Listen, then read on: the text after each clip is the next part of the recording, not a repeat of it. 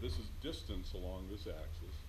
The only way we can measure dt dx, or dx dt, is for the wave to be traveling perfectly horizontal across the array.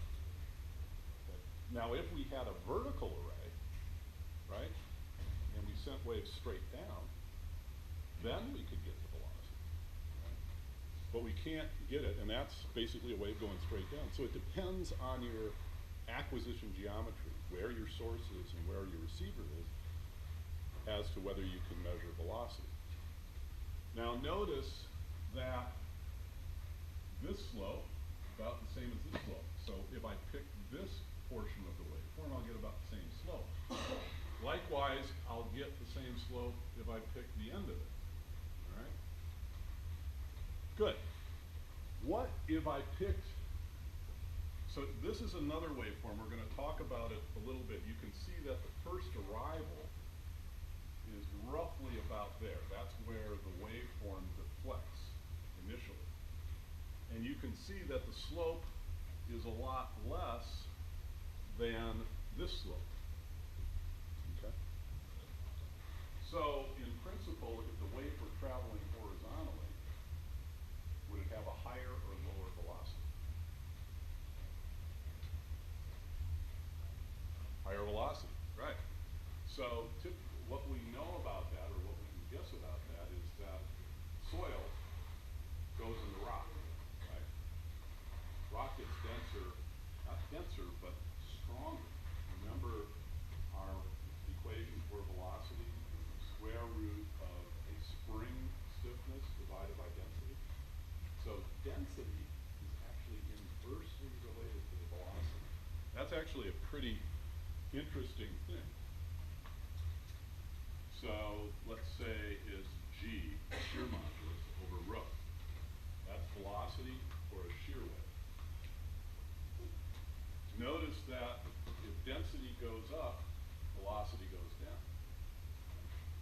But if density goes up, shear modulus goes up. So what we must have is that G goes up more than rho if velocity is to increase with depth.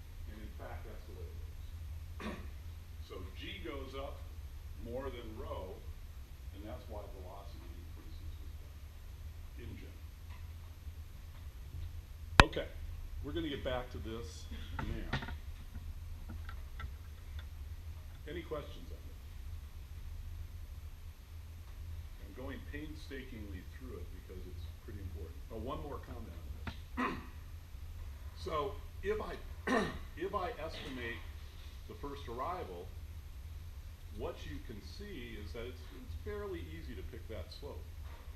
What if I were to pick the first trough?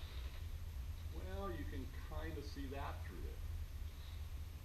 What if I were to pick the zero crossing? Yeah, it's getting a little tougher. What if I were to pick this peak as the first arrival? Well, it disappears. You know, it's almost gone, and the peak is actually two peaks on the last trace. So the moral of that story is that for the kind of work that we're going to be doing, it is difficult to pick an arrival after the first arrival. Unless that arrival is humongous, it's difficult to pick that arrival. Now, what's a humongous arrival that we can pick? A Rayleigh wave or a surface wave. That we can pick even though it's not a first arrival.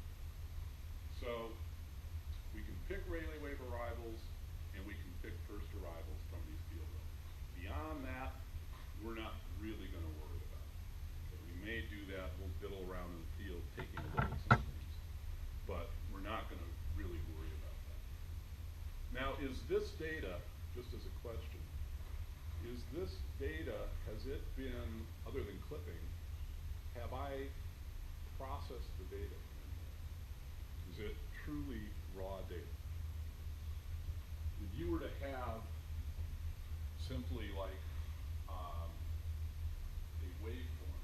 Waveforms. Just take a guess. Is this truly raw data? You can actually talk.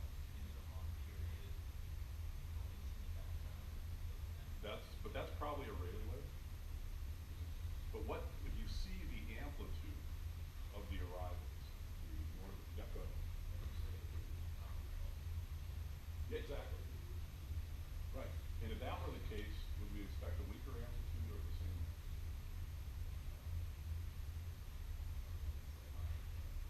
If the thing reflects, right, that wave is going to be weaker. It's like an echo. Right? If I'm talking to you, you're actually hearing an echo off that wall. You can barely hear it. And that's what happens in the ground. The wave that comes straight to you is really big, but the echoes are much, much smaller, the reflections. So if there were reflections in that record, they'd be much weaker. But it sure looks like the level of that record is about the same. So what's been done here is that the later times, presumably the weaker energy, has been gained up. The amplitude has been increased. So we've applied some amplitude correction factor to this.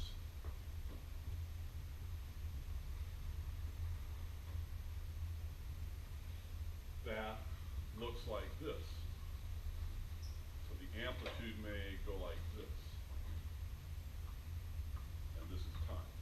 We've made the later times larger amplitude. Essentially multiply the trace by that function. Right? What's another way we can tell that this event has been gained, has been something like that has been applied? What about the first arrival, blue line energy after that? If that were truly real amplitude, it would drop. It doesn't drop.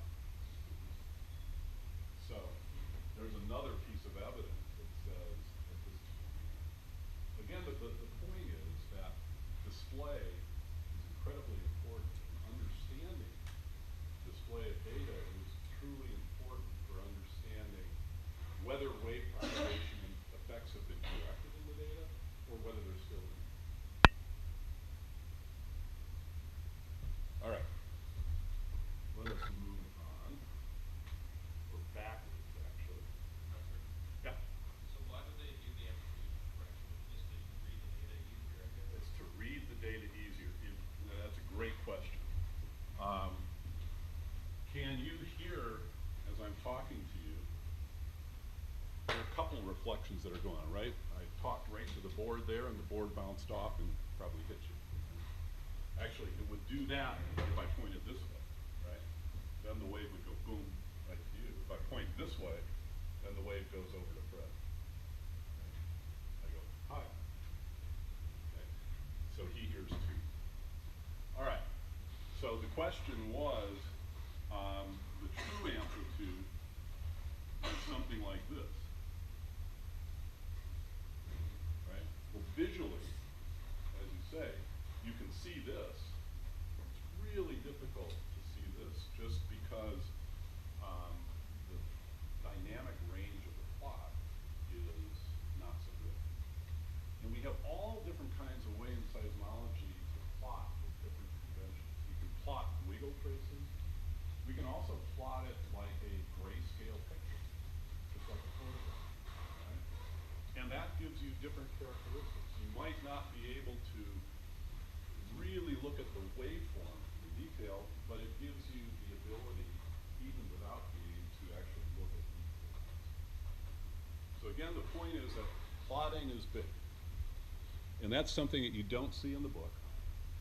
And it's something that if you actually go out and run surveys, or even if you analyze data, you're going to have to think about. All right, let's go back to, first of all, the direct arrival, all right? Piece of cake, right? Starts at time 0, has a slope that's equal to the velocity of the medium. Right? Okay? First arrival. Now we talked about a second arrival. And we talked about this part of the path. All right? If you remember last time we were talking about refracted waves or head waves, and we said, okay, if this velocity is higher than this velocity, and for example, this angle, let's say if this velocity was twice this velocity, you can go back and look at your notes, and this angle were 30 degrees, then we would get a wave, a refracted wave, in this medium that was propagating horizontally. Okay. And now what I've done, and this is a little bit trickier, but I'm just going to draw it like this, it basically can radiate back up to the geophone, or the receiver. It does radiate back up. So the total ray path for the head wave is this. It's got a downgoing leg, it's got a horizontal leg, and it's got an upgoing leg. Okay. This is the ray path